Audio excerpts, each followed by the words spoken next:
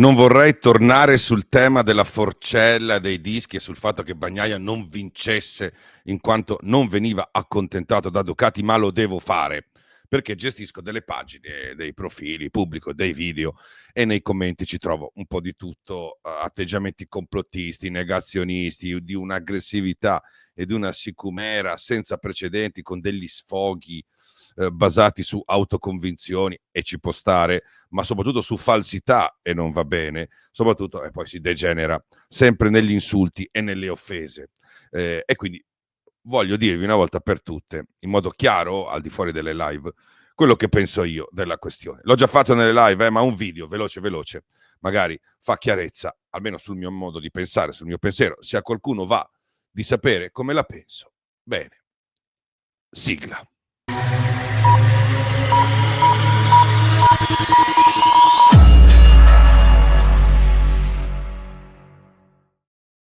Ciao da Mr. Helmet, va bene, la situazione la sapete.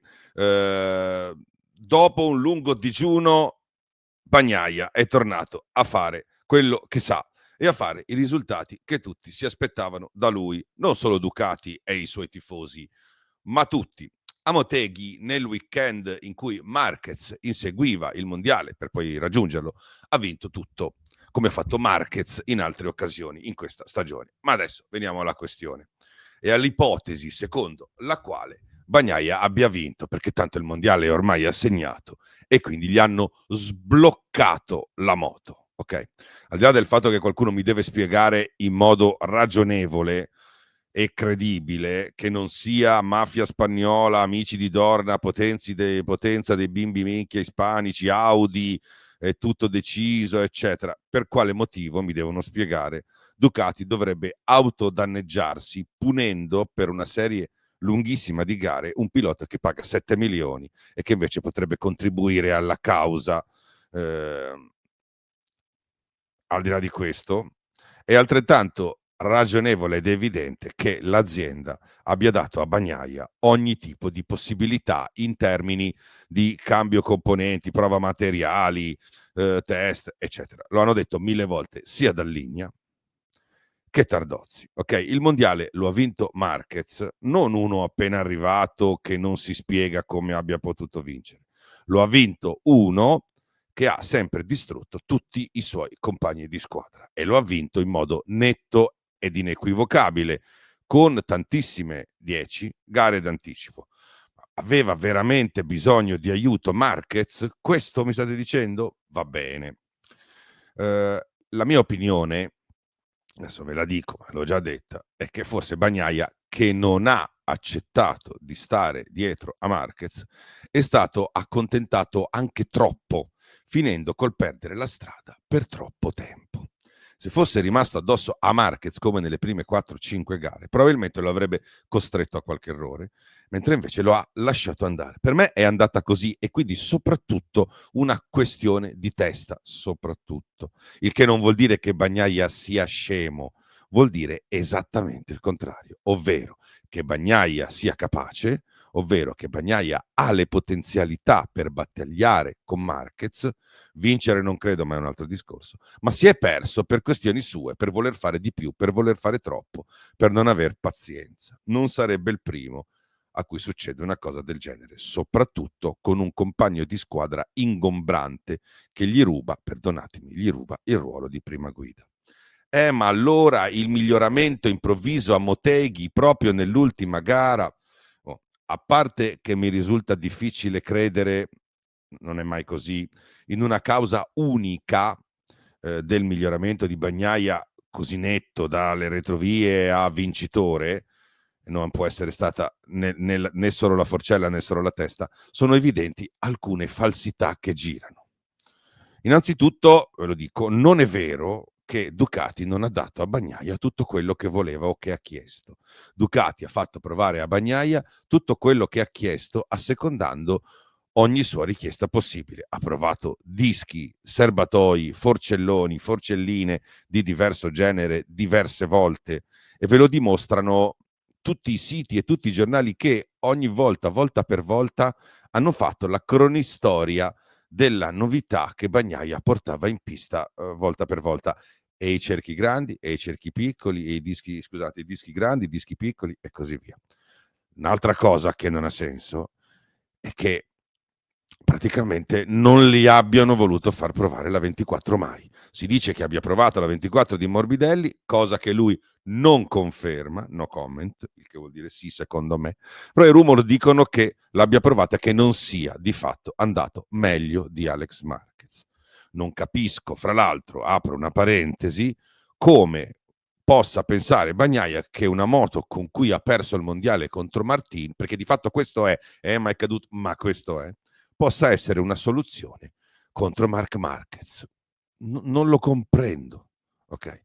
Un'altra cosa che non capisco è l'ostinazione di voler fare downgrade, cioè di tornare alla moto precedente, come se come questa cosa possa venire difesa in modo tanto insistente da certa stampa e da certi fan. La scelta di correre con la moto precedente non sarebbe legittima nemmeno se Pecco vincesse. Vi spiego perché. I piloti devono correre con il materiale aggiornato, ok? E devono partecipare all'evoluzione dello stesso materiale per conto della casa per gli anni successivi, della casa che li paga. I piloti factory sono pagati per questo e questa cosa non è una punizione, è una fortuna. Per certi versi a volte anche è un onere, ma di base è una fortuna. Vuol dire scegli tu come sarà la moto, tua e di tutti gli altri. La gente di solito lotta per avere questo privilegio, ok? Questo privilegio viene concesso ai migliori. Bagnaia si è già lamentato di dover testare, Enea mette solo la benzina, ricorderete, ma deve capire che questo rientra nei compiti dei factory rider. Quindi un pilota che vuole guidare con la moto dell'anno prima non ha mai ragione, neanche quando vince. Cosa farà l'anno prossimo un pilota che non vuole guidare la moto dell'anno attuale e non vuole neanche provare la roba nuova? Cosa farà l'anno successivo? Se vuoi guidare la moto dell'anno prima, stai nei team clienti, però poi ti becchi quello che decidono gli altri. Se lo scartano, sei fottuto, anche se per te quel materiale lì andava bene perché non puoi decidere. Proprio perché Marquez è Marquez, uno come Bagnaia avrebbe dovuto fare carte false per partecipare il più possibile alla scelta di questo materiale e infatti le notizie che sono uscite dicevano che i due erano d'accordo, quelle di inizio campionato, no? Meglio di così si può avere. E poi però, dopo i primi risultati, non erano più d'accordo. Un mistero. Va bene. Poi c'è la bugia della forcella. La cosa più grave è la bugia della forcella negata. La forcella miracolosa usata a Motegi, che è una pista Ducati da sempre in cui Marquez aveva altri pensieri e Bez era infortunato. La forcella miracolosa che non sappiamo se sia veramente la soluzione totale, non lo possiamo sapere. Bene, questa forcella viene raccontata come una cosa che Pecco voleva, ma che non gli davano. Peccato che questa forcella era già stata usata da Bagnaia, non era una forcella segreta tenuta in una cassaforte a casa di Gigi che non gli davano perché sapevano che andava bene. Boh. Da una parte ci sono dei rincoglioniti che non sanno niente e si attaccano alla prima cosa utile per credere che il loro campione non perda mai per colpa sua. Se vince perché lo hanno finalmente accontentato, se perde è per un complotto. Da una parte c'è sta gente qua e dall'altra ci sono delle stofanti che l'informazione invece ce l'hanno, ma fanno finta di niente per portare avanti una narrazione malata e fare i click sul malcontento, sul complotto, eccetera. Anche in Ducati io non capisco certe cose, perché da una parte c'è Dalligna che parla sempre chiaro, che ha detto sempre che a Pecco hanno sempre dato tutto, che ha detto che si era stufato, che ha detto che si aspettava di più, eccetera, e dall'altra Tardozzi che dice finalmente siamo riusciti ad accontentare Pecco. Non capisco, a meno che Tardozzi non intenda che finalmente una cosa che Pecco voleva ha funzionato, a meno che Tardozzi non abbia il compito di difendere comunque un suo pilota, perché Bagnaia è un suo pilota e quindi deve fare come la mamma, il papà, che in qualche maniera cerca di tutelare i suoi. Benissimo. Perché questa cosa non ha senso? Perché questo articolo, non mio, ma di Sky, di giugno, dimostra che è tutta la stagione che Bagnaia fa avanti e indietro con la componentistica, evidentemente non solo le forcelle, ma soprattutto con le forcelle lunghe e corte, e le aveva già provate. Leggiamo il pezzo, ok? Leggiamo il pezzo. Bagnaia cambia la forcella, nessun miglioramento, ho le stesse sensazioni, nessun miglioramento, ho le stesse sensazioni. Pezzo di Sky Sport MotoGP, 6 giugno 2025, ore 17:30. Bagnaia ha portato in pista nel venerdì di Aragon la forcella più lunga, 15 mm in più, già da tempo utilizzata da Marc Marquez.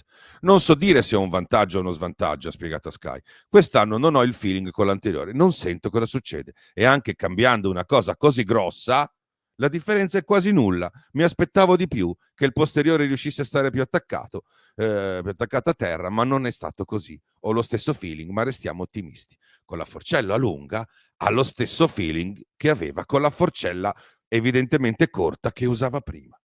E quindi con la forcella corta, che ha rimesso dopo evidentemente a Motegi, non può avere questo feeling strabiliante rispetto alla forcella lunga, perché io sparava cazzate prima o le spara a Motegi. A questo poi, ve lo dico, è legata la faccenda dei dischi, che non sono una questione separata.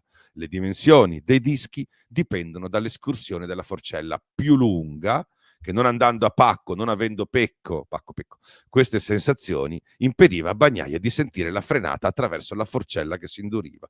E da qui i dischi più grandi. Qui dice che a giugno provava quella lunga come una novità, già usata da Marquez.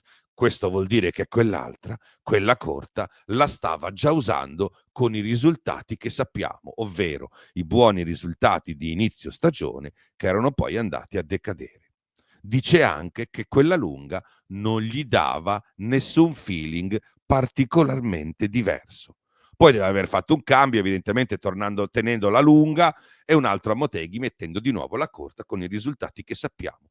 A Motegi la forcella corta, che non era tanto diversa da quella lunga, e quella lunga non era tanto... vabbè, a Motegi la forcella corta diventa l'arma segreta. E allora questo vuol dire che la forcella è un invariante. O perlomeno prima era un invariante, invece adesso è diventata l'arma definitiva. Secondo me questi risultati, ve lo dico, sono dovuti ad un insieme di fattori. Uno, Motegi è una pista Ducati. Poi Marquez è arrivato secondo, non decimo, e pensava ad altro.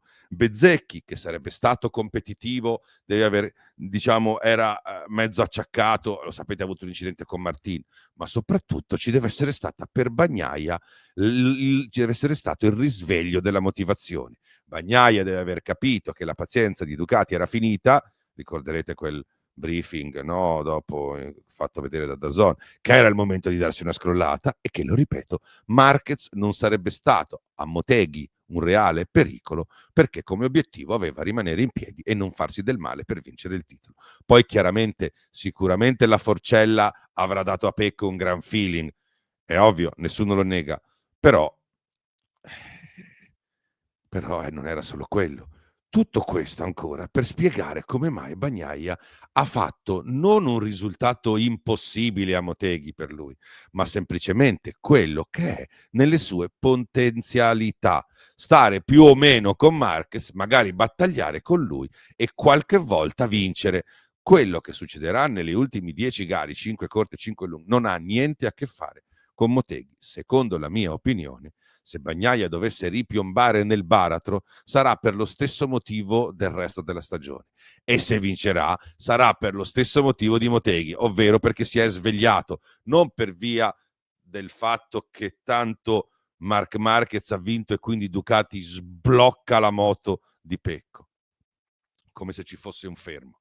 Io lo voglio dire una volta per tutti, ok? Chi pensa che esista un complotto accendi-spegni di questo tipo deve pensare che valga sempre, perché allora se pensa che valga solo perché ci sono i Marquez, allora è ancora più malato. Deve pensare che se c'è un complotto accendi-spegni per far vincere un pilota invece di un altro, allora anche tutti i titoli di Bagnaia, che fra l'altro sono stati molto meno netti e meno marcati di questo, che fra l'altro sono stati contro un pilota non dello stesso team, ma addirittura di un team clienti, sono arrivati grazie al blocco della moto dell'avversario. E allora è così. E allora è incredibile pensare che Ducati blocchi Bagnaia contro Marquez, ma invece il titolo di Bagnaia contro Martin sia legittimo. O addirittura devono spiegare come mai hanno consentito a Martin, che è un cliente, di vincere contro Bagnaia. Non avrebbero potuto bloccarlo, ma come possono bloccare e sbloccare le moto e quella di Martin non l'avete bloccata? Non l'hanno bloccata? Va bene. Quindi è un complotto accendi spegni a tornaconto. Cari amici, se la pensate così, cari complottisti, vuol dire che il motociclismo per voi è bello, è vero, solo se vince chi piace a voi, e se non vince è brutto, è finto, è corrotto. E allora io vi chiedo, ma perché lo guardate? Cioè, quando voi guardate il wrestling, l'avrete guardato il wrestling qualche volta, mica vi accanite, insultate, minacciate e vi incazzate contro i poteri forti per una cosa che sapete già che è falsa, no? Quindi, cioè, se sapete già che è falsa, o non la guardate o la guardate serena, sapendo che oggi tocca a voi, domani tocca a qualcun altro, o no? Ma mi piacerebbe sapere cosa ne pensate di questi miei ragionamenti sul tema, dopodiché veramente vorrei non parlarne più. Tanto avete già deciso che dipende solo da chi vince, se vi piace o no.